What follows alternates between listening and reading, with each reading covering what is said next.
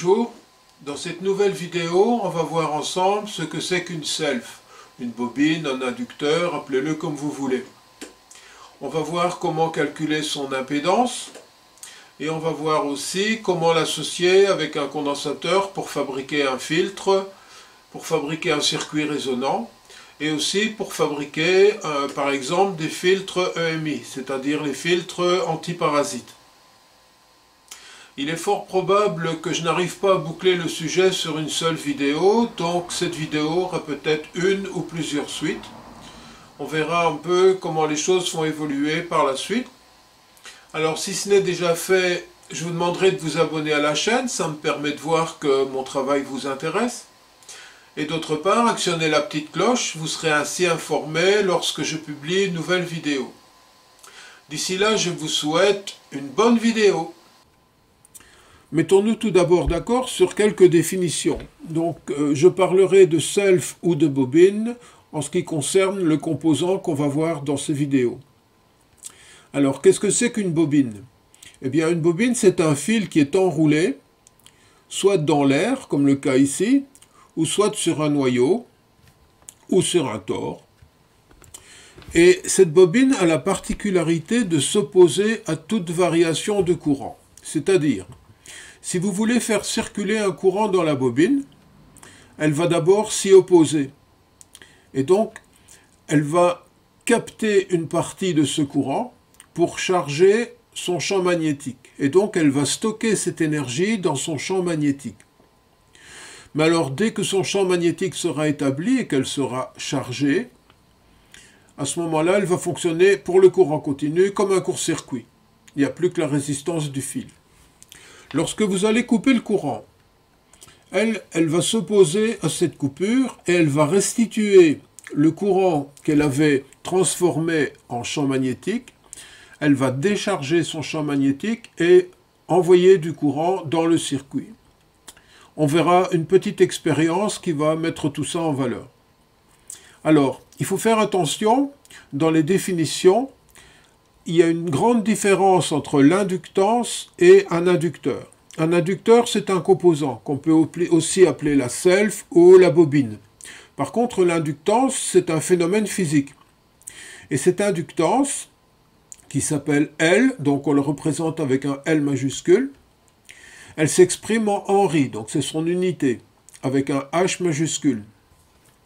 La réactance de la self, donc on peut dire c'est la résistance qu'elle va opposer au courant alternatif, ce sera égal à 2πfL. Ça veut dire plus la fréquence va être élevée, plus la réactance sera élevée. Contrairement au condensateur, on avait vu que là c'était l'inverse.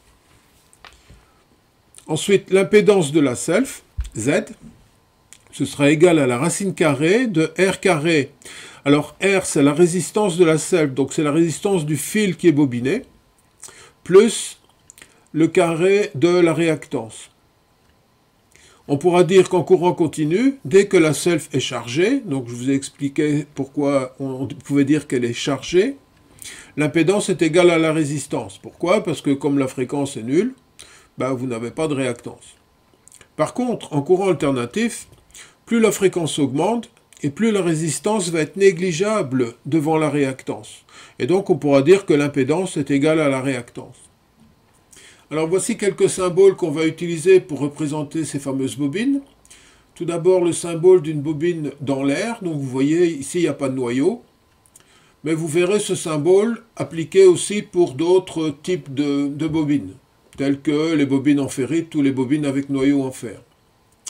Voilà le symbole qui représente une bobine avec un noyau en fer. Alors j'ai mis un tore, parce que c'est pas une erreur, parce que vous avez des tores qui sont fabriqués en poussière de fer, et vous avez des tores qui sont en ferrite. Et c'est simplement sa couleur qui va distinguer tel type ou tel type de tore. Vous avez aussi les transformateurs avec des lames métalliques, des lames en acier. Vous avez les self ferrites, donc c'est un noyau en ferrite sur lequel on a bobiné le fil. Et la même chose pour un tore en ferrite. Et enfin, vous avez les self ajustables. Donc c'est une petite bobine dans laquelle vous pouvez faire monter et descendre le noyau en le tournant. Donc il est une forme de vis. Et le fait d'entrer et de sortir le noyau, eh bien vous allez pouvoir faire varier la valeur de cette inductance. Pour les expériences qui vont suivre, je me suis fabriqué cette petite bobine.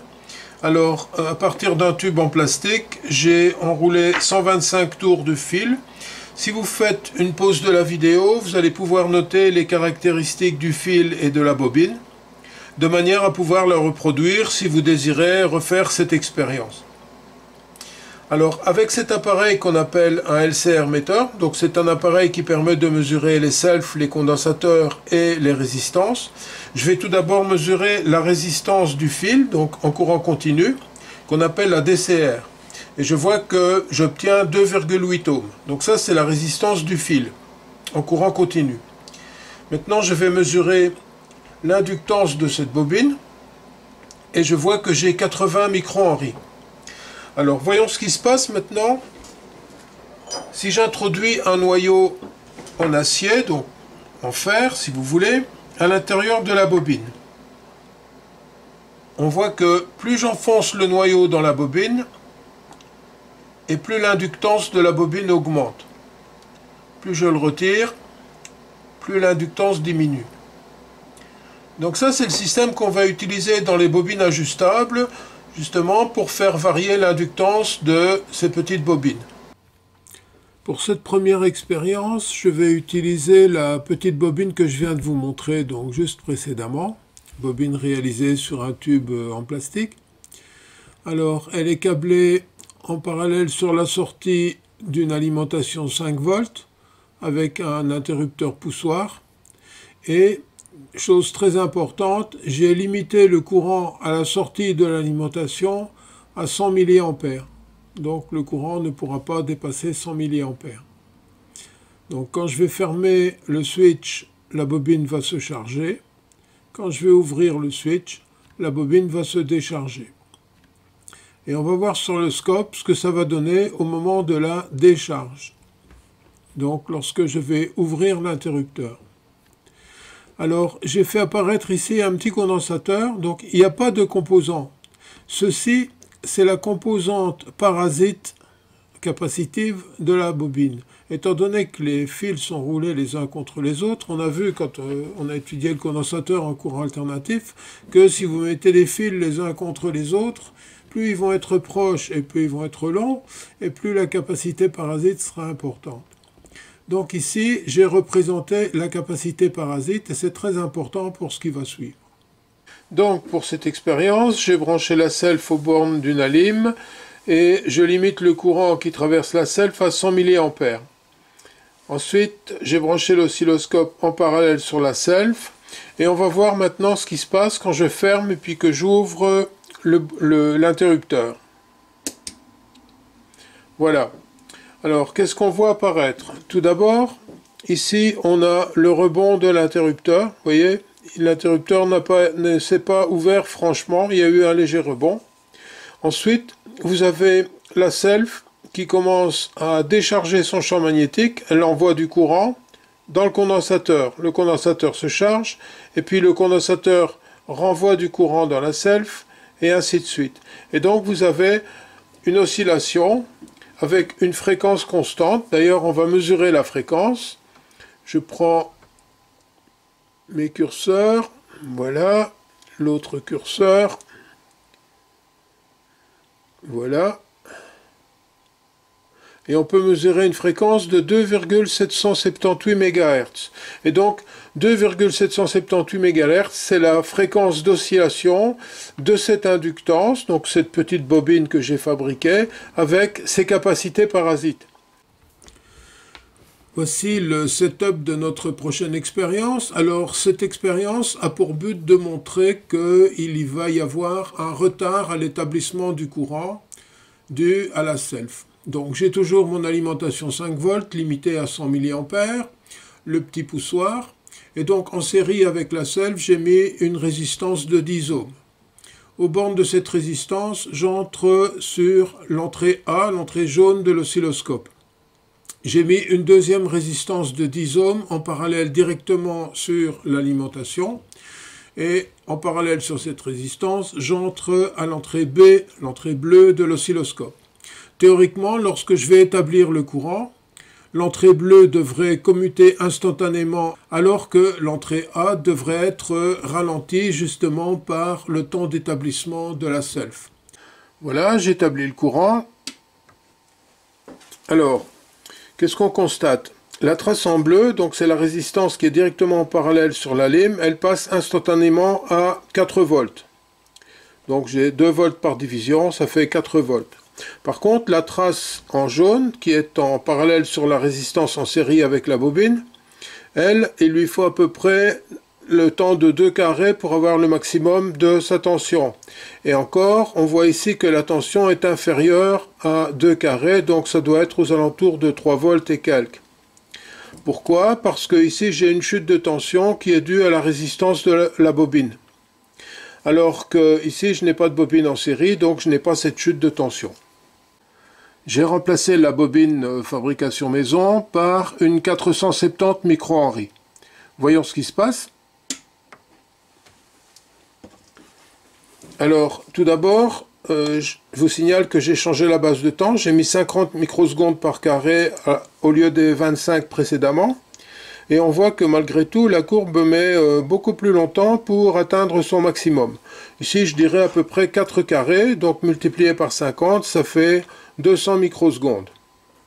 D'autre part, on voit aussi que l'amplitude de la courbe en jaune est légèrement plus élevée que la précédente. Et ça, c'est dû au fait que la résistance série de cette nouvelle bobine est plus faible que la résistance série de la bobine que j'ai fabriquée précédemment. Pour résumer cette seconde expérience, dans le premier cas, j'ai utilisé la bobine fabrication maison, 80 micro-henry, 2,9 ohms. On voit qu'au moment du basculement de l'interrupteur, la tension aux bornes de R2 passe directement à 4 volts. Par contre, la tension aux bornes de R1 met un certain temps avant d'arriver à son maximum. En réalité, c'est à peu près 50 microsecondes. De plus, ce maximum est à 3,6 volts et non à 4 volts. Pourquoi? Mais en fait, j'ai réalisé ici un pont diviseur de tension avec la résistance ohmique de la self, donc 2,9 ohms, et R1 qui fait 10 ohms. Dans le deuxième cas, j'ai utilisé une self bobinée sur tore de 470 micro-henry avec une résistance ohmique de 0,33 ohms. On voit qu'au basculement de l'interrupteur, la tension aux bornes de R2 s'établit directement, alors que la tension aux bornes de R1 met encore beaucoup plus longtemps pour s'établir, de l'ordre de 200 microsecondes. Par contre, la tension maximum ici est bien à 4 volts et non plus à 3,6 volts comme précédemment. Pourquoi? Eh bien tout simplement parce que la résistance ohmique de ma bobine ne fait que 0,33 ohms. Et donc elle est négligeable par rapport aux 10 ohms de R1. Donc ce qu'il faut retenir de cette expérience, c'est que plus grande sera la self et plus longtemps il lui faudra pour se charger. Voyons maintenant la mise en série et la mise en parallèle des différents composants passifs qu'on a vus jusqu'à présent. Donc pour rappel, lorsqu'on met plusieurs résistances en série, la résistance totale est égale à la somme des résistances. Lorsqu'on place plusieurs résistances en parallèle, la résistance totale est égale à 1 sur R1 plus 1 sur R2 plus 1 sur R3 et ainsi de suite. En ce qui concerne les bobines maintenant, l'inductance totale de plusieurs bobines placées en série est égale, comme pour les résistances, à la somme des inductances. Pour les inductances placées en parallèle, c'est comme pour les résistances, l'inductance totale est égale à 1 sur L1 plus 1 sur L2 plus 1 sur L3 et ainsi de suite. Par contre, pour les condensateurs, on avait vu que si on place plusieurs condensateurs en série, le condensateur total est égal à 1 sur C1 plus 1 sur C2 plus 1 sur C3 et ainsi de suite. Alors que si on place les condensateurs en parallèle, le condensateur total est égal à C1 plus C2 plus C3. Donc, en ce qui concerne les bobines qu'on vient de voir, c'est exactement comme pour les résistances. Ainsi s'achève cette première vidéo consacrée aux bobines. Alors j'espère que cette première partie aura pu répondre à certaines de vos questions. Dans la prochaine vidéo, on verra ensemble les filtres LC, on reverra les filtres RC, on fera un peu une comparaison entre les deux types de filtres, voir lequel est le plus intéressant dans quel cas. Et puis ensuite viendra l'étude des circuits résonants, donc que ce soit résonant série ou résonant parallèle. Je ne sais pas si je pourrai tout boucler dans la prochaine vidéo, et donc voilà, il y en aura peut-être encore une ou deux ou trois, je ne sais pas.